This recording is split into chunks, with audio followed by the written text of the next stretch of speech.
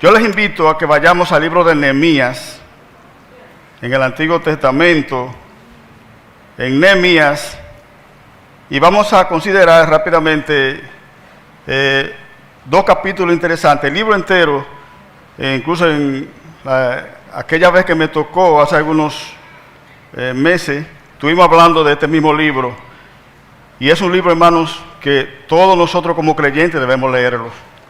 Es un libro que edifica, un libro que nos enseña, que nos ayuda realmente, como dice el tema que vamos a ver en esta mañana. No basta con levantar muros, es necesario levantar corazones para Dios. Y la vez que hablábamos de Nehemías, el capítulo 1 y capítulo 2, hablábamos que Nehemías, un gran hombre de Dios, y Esdras, se propusieron en su corazón levantar el templo de Jerusalén, reconstruir los muros que estaban destruidos. Pero vamos a ver que solamente ellos no se empeñaron por esto, sino que algo más interesante que esto, y algo importante que vimos, hermanos, que ellos no se propusieron hacer esto con sus propios esfuerzos. Tenían todo para quizás echar mano de sus propios esfuerzos, porque eran funcionarios del gobierno de los medos y de los persas. Eran personas de confianza, personas que quizás podían hablarle al gobierno y quizás sin tener que hacer lo que ellos hicieron. Pero mire, ellos procuraron buscar la dirección de Dios. Lo que indica es que todo lo que vayamos a hacer en esta vida, hermanos, tenemos que comunicarlo con ese que está allá arriba, que es que todo lo puede y tiene todo el poder. Capítulo 2 vemos que cuando él se enteró de la situación del pueblo judío, que estaba sufriendo porque duraron 70 años fuera de su ciudad, el templo derribado, y ellos estaban entre los medos y los persas, y realmente ellos le dolió lo que sus hermanos estaban pasando. Y en el capítulo 1 vemos, hermanos, que cuando Nehemías le fue a visitar a un hermano y algunos más, y él le preguntó acerca de sus hermanos, y cuando ellos le dijeron la situación que estaban pasando, dice que él se levantó, se sentó, ayunó y oró a Dios. En el capítulo 1 y en el capítulo 2 vemos que él no solamente, hermanos, se dispuso a orar, sino que valientemente se dispuso a ayudar a sus hermanos. Y en el capítulo 2 él pidió permiso a su jefe y por obra de Dios, hermanos, le dio la oportunidad de que fuera a reconstruir los muros. Y no solamente le dio permiso, sino que le dio dinero, le mandó hombres para que le ayudaran y pudiera resolver esta situación que estaban pasando sus hermanos. Y así sucesivamente sigue leyendo el capítulo 3, un breve resumen del libro. En el capítulo 3, hermanos, vemos que él no hizo el trabajo solo, hermanos. Él no hizo el trabajo solo, sino que repartió el trabajo en un grupo de hombres y mujeres que le acompañaron, hermanos, porque un líder no puede darse el lujo de hacer todo él, sino que repartió el trabajo y guiado por Dios todo, hermanos. Pero recuerden que él nunca se olvidó de orar a su Dios. Y así, entre todos, pues, vamos a ver al final cómo ellos reconstruyeron los muros. En el capítulo 4, se encontró lo que nunca va a faltar en un siervo de Dios. Todo siervo de Dios, todos los hombres y mujeres que se empeñen en servir a Dios, van a encontrar en el camino enemigos, obstáculos que le van a enfrentar. Y lo primero que él vio en el capítulo 4 fue que se levantaron 3 hombres enemigos, no queriendo que él reconstruyera los muros: Sanballat, Tobías y Gesem. Pero esto no lo intimidó a él, mis hermanos, porque él estaba confiado en Dios. Nosotros como creyentes vamos a encontrar siempre obstáculos, enemigos que se van a levantar contra nosotros, pero seguir firme hacia adelante porque Dios está con nosotros. Y hay un texto que se repite mucho en este libro, y me encanta, hermanos, que usted lo lea, usted lo va a encontrar, que dice: Dios peleará. Dele la mano a su hermano ahí, dígale: Dios peleará por mí. Dios peleará por sus hijos. Hermanos, nosotros estamos luchando solos, gloria a Dios. Dios está con nosotros. En el capítulo 5 vemos algo interesante que hace este hombre de Dios, Nehemías: la abolición de la usura. un grupo de hermanos que se aprovechaban de la nobleza, de que los hermanos estaban en pobreza, prestaban dinero a un alto costo, y hermanos que no podían pagar, empeñaban sus hijos, su terreno, y era un desastre que había allí. Y Nehemías reunió al pueblo y le habló palabra de Dios, y el pueblo perdonó la deuda de todas esas personas que ellos habían, realmente le habían prestado dinero a un costo muy alto. Y ahí él pudo lograr esto. En el capítulo 6, siguen los adversarios, los enemigos, trataron de humillar a Nehemías, diciéndole, enciérrate, escóndete. Pagaron a un profeta falso para que le dijera, esta noche vienen a quitarte tu vida, escóndete, sal corriendo. ¿Y sabe qué? Él dijo, Nehemías, un hombre como yo ha de esconderse, Dios pelea por mí. Y él siguió, hermanos, y entonces en el capítulo 7 vemos también que Nehemías asigna dirigentes y pone personas para que velen, para que ayuden, para que tome precaución, hermanos, porque nosotros como hijos de Dios, como decía ahorita, tenemos enemigos y tenemos también que ser precavidos y velar también, porque el enemigo anda como los rugientes buscando a quien le va a dar. Entonces, en el capítulo 8, y vamos a ver rápidamente porque el tiempo va corriendo, hermanos, vamos a leer algunos versículos. Lo que hace la palabra de Dios en un corazón que se humilla y se arrepiente. Dice, Esdras lee la ley al pueblo. Vamos a leer algunos versos de este capítulo 8. Dice, y se juntó todo el pueblo como un solo hombre en la plaza que está delante de la puerta de las aguas. Y dijeron a Esdras, el escriba, que trajese el libro de la ley de Moisés, la cual Jehová había dado a Israel.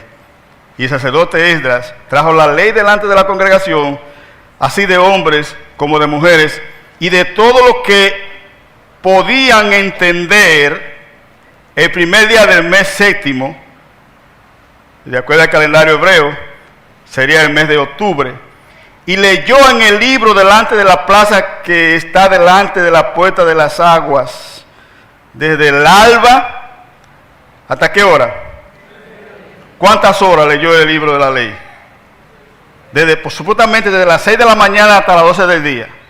6 horas, hermanos, leyendo la palabra de Dios. O sea que vamos a ver hoy, ¿qué hora es? Vamos a ver si damos hoy hasta las 12. Ustedes aguantarían, ¿verdad? No hay ánimo para eso. Pero mire lo que hace la palabra de Dios, hermanos. Desde las 6 hasta las 12 del día, y podían entender, y algo interesante, dice, y los oídos de todo el pueblo estaban atentos al libro de la ley. Y el escriba Esdras estaba sobre un púlpito de madera, así como este, que habían hecho para ellos, y junto a él estaban Matatías, Sema, Urías, Unías, Urías, Hilcías, Maasías, a su mano derecha y a su mano izquierda, Pedaías, Misael, Malquías, Hasum, Hasbana, Zacarías, Mesulán. Y esos eran ayudantes de él, los levitas que adoraban, estaban ahí con él, a su lado, ayudándole. Dice que abrió pues Esdras el libro a los ojos de todo el pueblo, porque estaba más alto que ellos. Y cuando lo abrió, ¿qué sucedió? Todo el pueblo estaba atento a la palabra de Dios. Bendijo entonces Esdras a Jehová, Dios grande, y todo el pueblo respondió ¿cómo? Amén. ¿Y qué significa esta palabra? Que así sea, apoyando lo que él decía, hermano, de la palabra de Dios. Y alzando sus manos, y se humillaron y adoraron a Jehová, inclinado a tierra. Dice verso 7, y los levitas, ahí mencionamos los nombres para no mencionarlo otra vez, y leía en el libro de la ley de Dios claramente, y ponía en sentido de modo que entendiesen la lectura. Y Nehemías, el gobernador, y el sacerdote Esdras, escriba, y los levitas que hacían entender al pueblo, dijeron a todo el pueblo: día santo es a Jehová nuestro Dios, no os entristezcáis ni lloréis, ¿sabes? Porque todo el pueblo estaba ¿qué? Llorando, oyendo la palabra de la ley. Hermano, no eran palabras de hombre, era palabra de la ley, palabra de Dios. Luego le dijo Nehemías: id y comed grosuras y bebed vino dulce y enviad porciones a los que no tienen nada preparado, porque día santo es a nuestro Señor. No os entristezcáis, porque el gozo de Jehová es ¿qué? Vamos a repetirlo todo de nuevo. El gozo de Jehová es nuestra fortaleza. Gloria a Dios. Señor, te damos gracias por tu palabra. Gracias porque estamos reunidos como iglesia en esta mañana. Señor, permite que tu palabra nos confronten en esta mañana. Permite que tu palabra nos hagan examinar nuestros corazones. No somos perfectos, Señor. Somos pecadores, pecadores arrepentidos. Tú has tocado nuestros corazones y hoy hemos sido salvados, pero sabemos que vivimos, Señor, en un mundo pecaminoso y muchas veces pecamos sin querer, como decía el apóstol Pablo. Pero gracias porque tú estás con nosotros, Señor. Bendice esta iglesia, permite que tu palabra siempre nos confronten, porque tú quieres una iglesia santa, una iglesia que se purifica cada día más, hermanos, porque cada día, un día vamos a estar contigo en el cielo por los siglos de los siglos. En el nombre del Señor. No basta con levantar muros, es necesario levantar corazones para Dios. Miren, hermanos, y cuando un corazón está destruido, cuando una iglesia está, quizá la mayoría con pecados y corazones destruidos, nada más y nada menos que la palabra de Dios nos ayuda. Es por eso, hermanos, que tenemos que procurar nosotros como creyentes leer la Biblia. Y leer la Biblia no es solamente, como dijo un escritor antes, leer no es pasar la vista por los escritos, sino entender la Biblia. No es que usted lea la Biblia como una carretilla, sí, realmente hay que detenerse a entender. Y no solamente, hermano, leerla, no solamente entenderla, sino poner en práctica la palabra de Dios.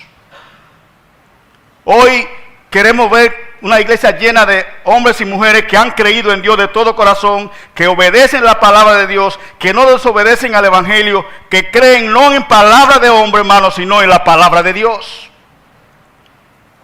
Miren, y esa actitud de Nehemías, y en el capítulo 9, vemos que algo interesante, que Esdras confiesa los pecados del pueblo.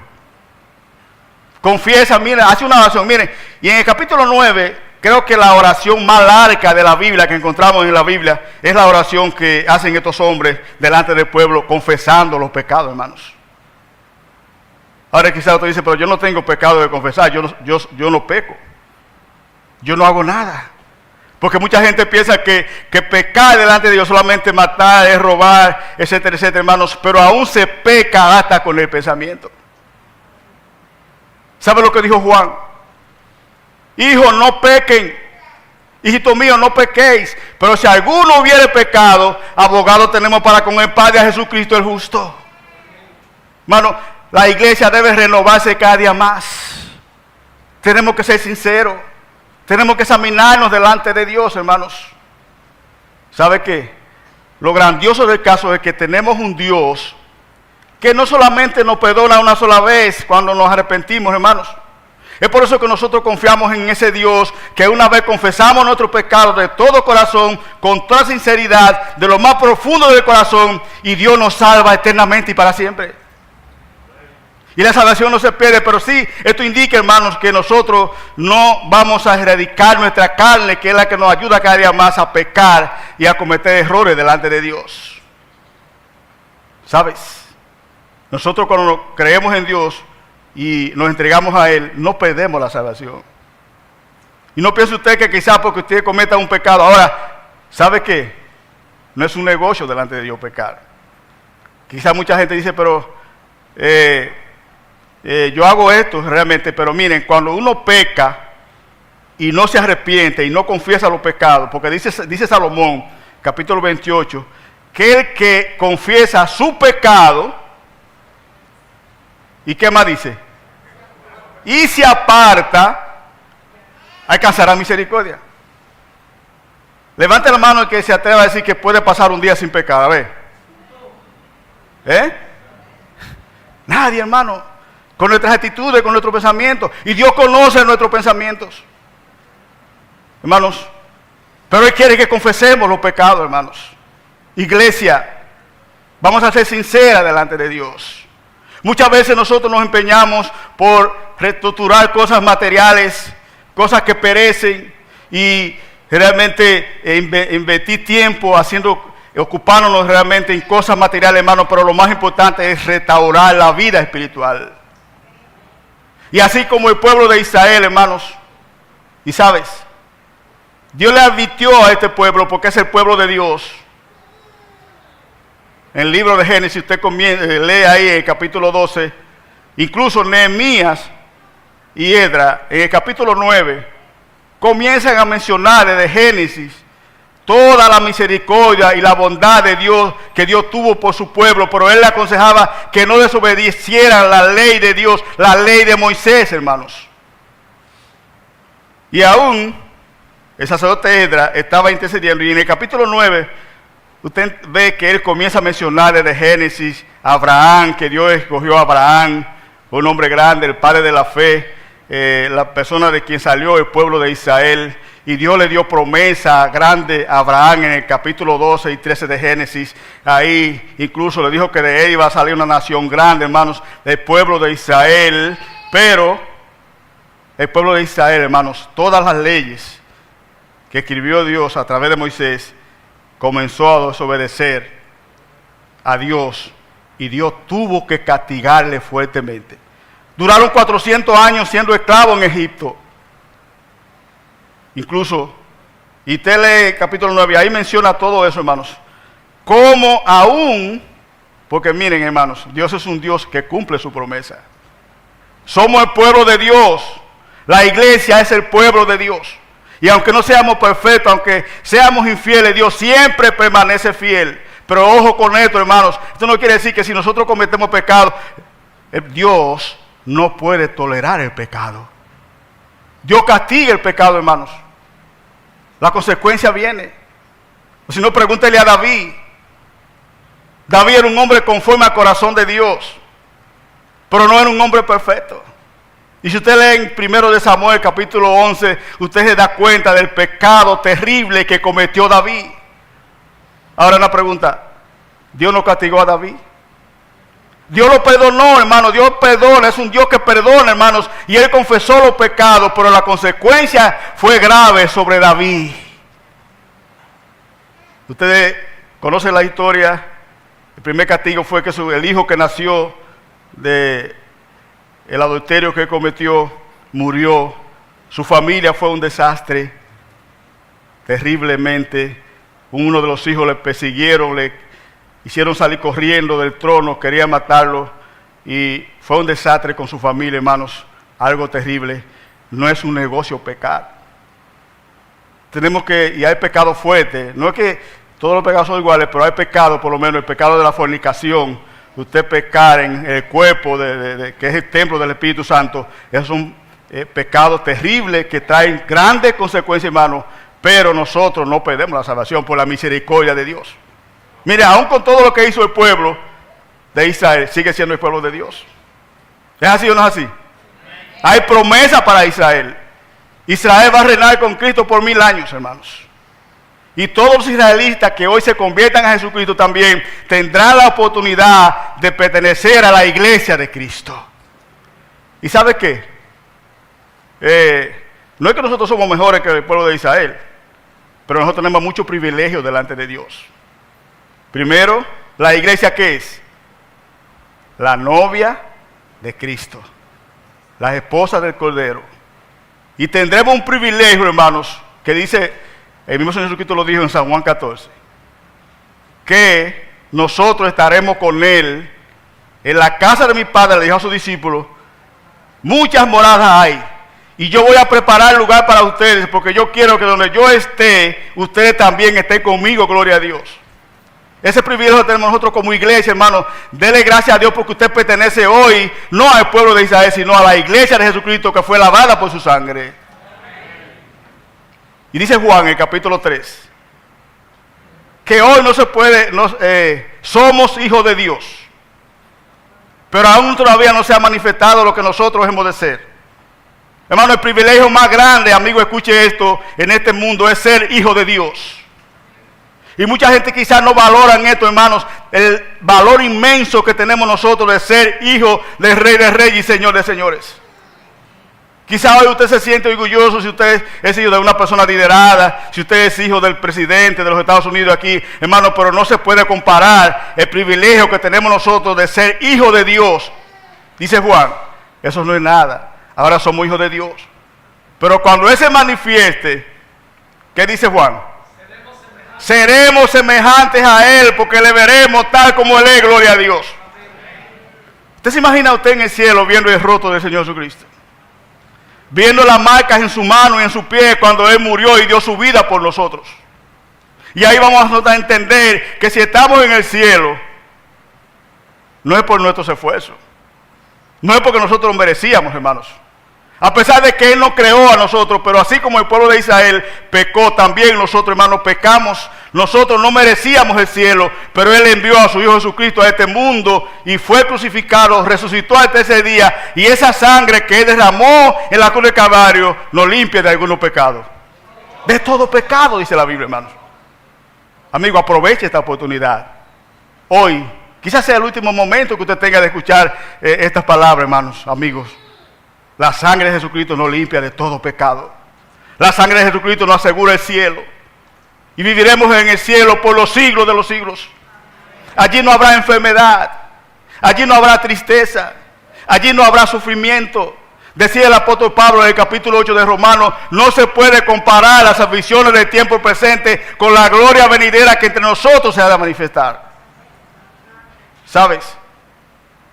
Y el sacerdote Esdras en el capítulo 9 les recuerda al pueblo las maravillas, la bondad y la misericordia de Dios. Y él comienza a mencionarle, miren, cuando el pueblo de Israel salió de Egipto, iba rumbo a la tierra prometida que Dios le había prometido al pueblo. Después de una gran lucha para que el rey Faraón, con el corazón endurecido, dejara ir al pueblo.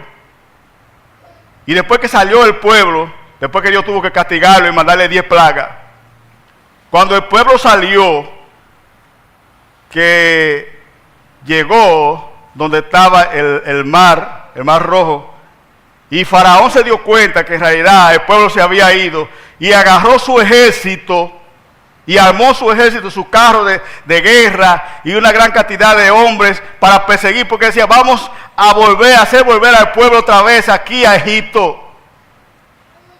Y sabe que ahí, en la oración que hacen Nehemías y Esdras, les recuerda esto al pueblo. Ese grupo que estaban allí, eso después que reconstruyó el muro, porque a pesar de todo, el muro fue reconstruido en 52 días, ya el templo de Jerusalén había sido reconstruido. Entonces, cuando el pueblo de Israel estaba allí, frente al Mar Rojo, y cuando ellos vieron que el ejército de Faraón venía detrás de ellos, decían, nosotros ya somos hombres muertos. Ya vienen los enemigos y nos van a matar, nos van a destruir, o nos van a hacer volver allá. Y le decían a Moisés, ¿por qué tú nos sacaste de allá para nosotros morir aquí en este desierto? Y sabe qué, hermano, el primer milagro que hizo Dios, le dice Dios, y a Moisés lo inspiró para que orara, y Moisés oró. Y Dios le dijo, tira la vara. ¿Y sabe qué? El mar se dividió en dos. Y el mar dividido en dos, eran como una muralla para que ellos cruzaran en seco. Porque el pueblo lo iba persiguiendo. Ellos miraban atrás y se asustaban, se ponían nerviosos porque era un gran ejército y ellos no estaban armados, no estaban preparados para enfrentarse a este gran ejército. ¿Y sabe qué? Ellos cruzaron en seco por el Mar Rojo.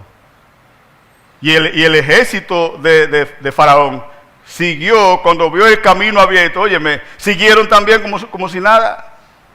¿Y qué sucedió cuando el pueblo de Israel cruzó el Mar Rojo, hermanos? Se cerró el mar y todos los egipcios fueron atrapados y todos murieron, hermanos. Porque nadie puede con el poder de Dios.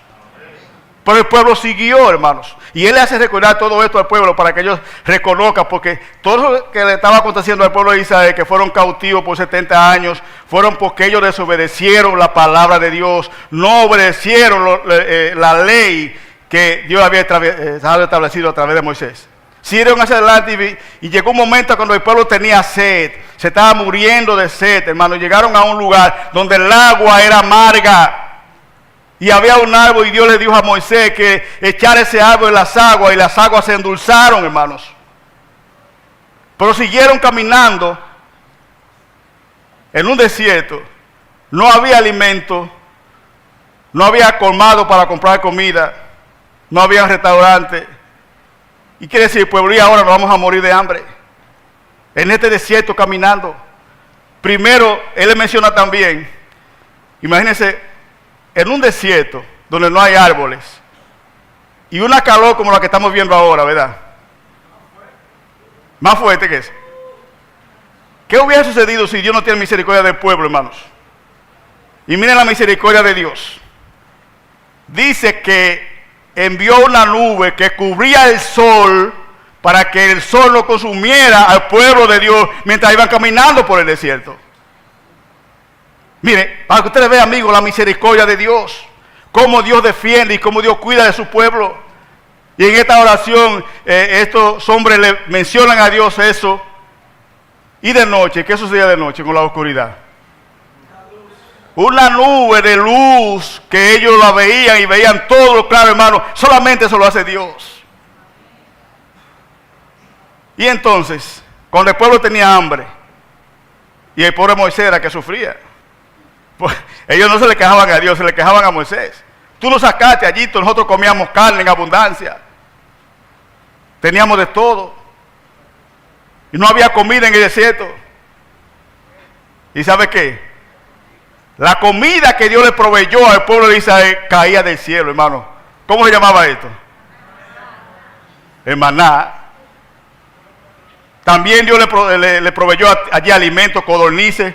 Hermano, el pueblo se sació, el pueblo se llenó, el pueblo pudo realmente quitarse el hambre y la sed por la misericordia de Dios, hermanos. ¿Y sabe qué? Ese Dios de Israel, ese Dios que Esdras y Nehemías le están recordando al pueblo de Israel, es el mismo Dios de la iglesia hoy en día. Por lo tanto, mis hermanos, nosotros no debemos tener temor de lo que esté pasando en este mundo.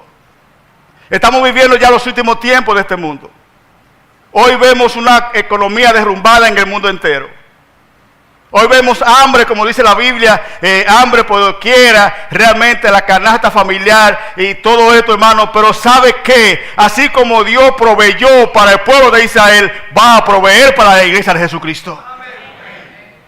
¿Sabe lo que decía David? Yo he sido joven y he llegado a viejo. Y nunca he visto un justo desamparado ni su descendencia que mendiguen pan. Hermano, no deje que esto nos intimide a nosotros. La profecía de Dios se tiene que cumplir. En los últimos tiempos habrá hambre, habrá enfermedades, habrá muchos problemas, hermano, pero Dios estará siempre con nosotros. Y en las Escrituras nosotros encontramos que dice, no te dejaré ni te desampararé. Así como Dios proveyó para el pueblo de Israel, hermanos. Si no, pregúntesele a los apóstoles, en el capítulo 6, creo que de Mateo, cuando el Señor Jesucristo le dijo a sus discípulos, ¿qué le dijo Él? Busquen primeramente el reino de Dios y su justicia, y lo demás. Y le puso una comparación ahí a los discípulos. Y eso cabe para nosotros. Si las aves que no trabajan, y usted ve cómo andan las aves volando y cantando y alegre, alabando a Dios, y Dios la sustenta, hermano, ¿cuánto más de nosotros que somos su criatura especial para Dios? Y también puso el ejemplo de la vestidura también, que cómo Dios viste los lirios del campo, y cuánto más no hará Él con nosotros, hermano. Somos sus hijos. Somos el pueblo adquirido por Dios a precio de sangre, hermano. La iglesia es el pueblo apreciado de Dios. Amén. Mi amigo, usted está pidiendo algo grande de no pertenecer a la iglesia de Dios. Es un privilegio. Dice Salomón también que el justo siempre será saciado. Aunque usted vea que vengan enfermedades fuertes, y quizás como el hermano Augusto mencionaba esta mañana de muchos hermanos que están enfermos, hermanos, ¿sabe qué? Dios no se empeña tanto en la sanidad del cuerpo. Porque sabemos que aunque no nos enfermemos, vamos a partir de este mundo. Hoy usted ve que personas que no están enfermos le dan un derrame o le dan un infarto y se va sin estar enfermo. Usted dice, pero yo me examiné en el médico y yo no tengo nada. Pero es que cada uno está señalado el día de la partida de este mundo. Pero nosotros como creyentes estamos seguros en Dios, hermanos. Y es por eso que nos debemos empeñar, cuando una persona está enferma, examinar a ver si ha entregado su vida al Señor. En estos días yo predicaba en un velorio en Maimón, de una señora que murió, y yo estaba pensativo porque decía, sabe que lo difícil es predicar en un velorio donde hay una persona que se ha muerto sin Cristo, pero después me informaron que esa persona por muchos años había escuchado el Evangelio y nunca se había convertido, pero que esa misma noche que murió, un pastor de una iglesia fue a visitar a alguien en el Maimón, y ella me dijo, mira, vamos a visitar a alguien que ya está enferma. Dice que ese pastor fue y le habló del Evangelio y oró con ella y se convirtió, y esa misma noche se fue con el Señor. Bueno, ese es el privilegio más grande que debemos tener. Aquí, si buscamos el reino de Dios, todo lo demás. Dios no nos va a dejar de morir de hambre. No critique al gobierno, no se asuste porque usted vea que todo está caro, hermano. Siempre Dios va a proveer para nosotros. Así que estemos tranquilos con esto, hermano, porque nuestro Dios está siempre con nosotros. Y así sucesivamente, hermanos. Pero algo que vemos aquí, que el pueblo reconoció, el pueblo se arrepintió y el pueblo lloraba cuando ellos les recordaron todo esto, hermanos, y se humillaron delante de Dios. Es un llamado que el Señor nos hace a nosotros como iglesia, hermanos. Sabemos que no somos perfectos. Sabemos que cometemos pecados. Pero confesemos esos pecados delante de Dios. Y así como lo hicieron Nehemías y Esdras, hoy necesitamos hombres y mujeres que expliquen la palabra de Dios. No que simplemente lean la Biblia así por leerla y quizás dar un sermón por decir que yo tengo mucha capacidad, mucha teología. No, hermanos, vamos a hacerle entender a la iglesia la palabra de Dios. La palabra de Dios es la que confronta, la palabra de Dios es la que nos cambia, la palabra de Dios es la que nos hace llorar, hermano. No sé cuántas veces usted ha llorado leyendo la palabra de Dios. El pueblo lloraba. El pueblo era confrontado por la palabra de Dios. Cuando usted ve que la palabra de Dios le habla a usted de algo que usted está haciendo mal, porque a veces nosotros cometemos pecados y pensamos que eso no es nada. Por ejemplo, una murmuración, y quizás a veces nos encanta esto, hermanos. Es un pecado peligroso para Dios, incluso Dios lo castiga. Entonces usted recuerda la Biblia de María y Aarón. ¿Sí? ¿Usted recuerda este pasaje? María y Aarón murmuraron contra Moisés por la mujer cusita que Moisés había tomado. Recuérdense una mujer cusita de Cus, que era una ciudad que llevaba el nombre de un nieto de Noé, y una mujer cusita significaba una mujer negra, y parece que María era un poco racista como hay mucha gente hoy. Ojalá que ninguno de nosotros como cristianos tampoco seamos racistas. Vamos a orar por los haitianos. Vamos a orar por esas personas que realmente están en problemas, en dificultades. No importa que sean de nuestra raza, hermanos, son criaturas de Dios. ¿Y sabe lo que hizo Dios? ¿Qué hizo Dios con María? La castigó con lepra. Y si su hermano Moisés no ora por ella, Dios le quitó la lepra, porque Dios es un Dios misericordioso, hermanos. Ya ustedes saben lo que podía pasar, hermanos. Entonces la murmuración es pecado. La mentira no es pecado. Pero hay una mentirita blanca.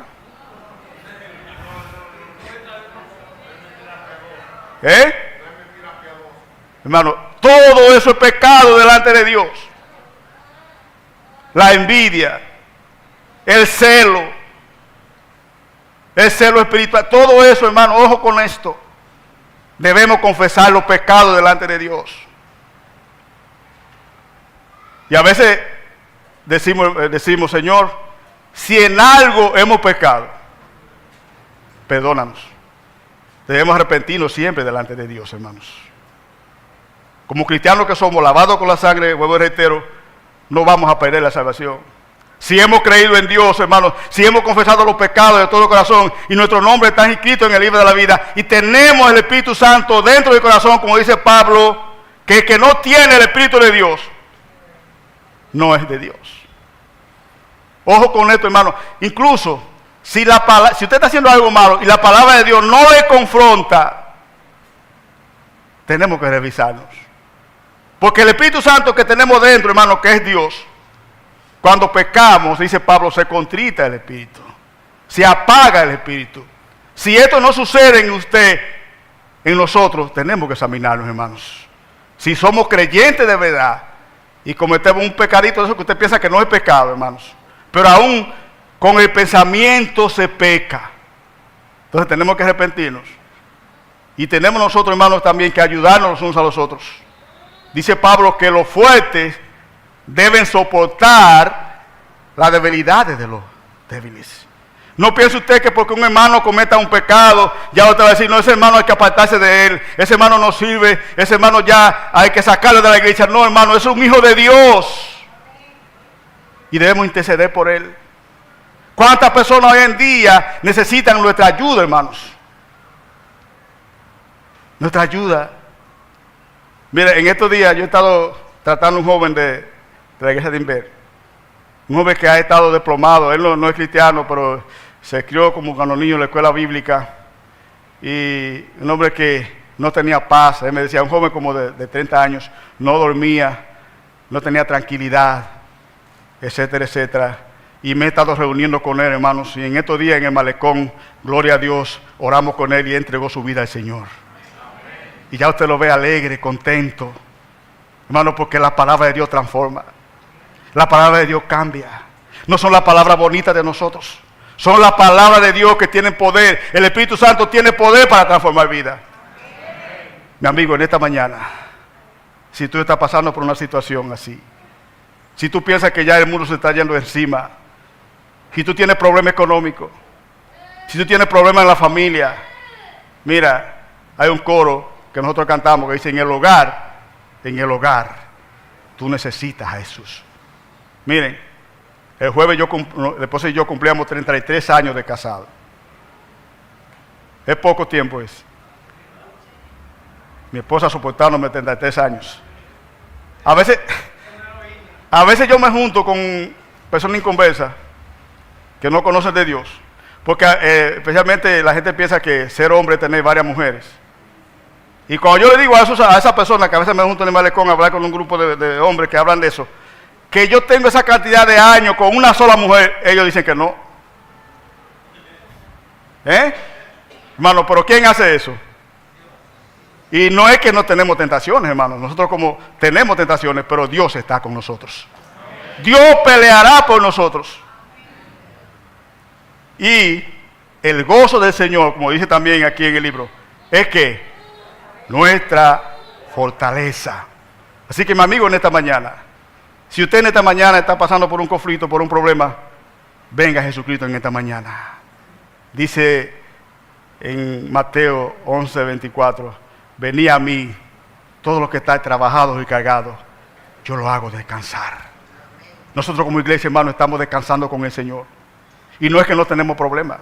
No piense usted que porque seamos cristianos nosotros no sufrimos, nosotros sufrimos enfermedades como usted. Nosotros tenemos conflicto económico como usted, pero Dios está y estará con nosotros, lo dice la Biblia, hasta el final de nuestra vida. Vamos a orar. Padre amado que estás en los cielos, Señor, permite que cada día más tus palabras nos confronten. Que cada día más, Señor, nosotros entendamos que somos pecadores y que tenemos que reconciliarnos contigo, Señor. Perdónanos. Mira aquí amigos también que hay que todavía no han entregado su vida a ti, Señor. Tócale su corazón, Padre amado, para que ellos entiendan que tú eres el único que resuelve la situación aquí. Lo más grande que tú puedes hacer por nosotros es que nos has regalado la salvación de nuestras almas a través de nuestro Señor Jesucristo. Así que toca algún corazón que esté en esta mañana desesperado para que se entregue a ti y tenga paz, y tenga seguridad, y sobre todo, tenga esperanza.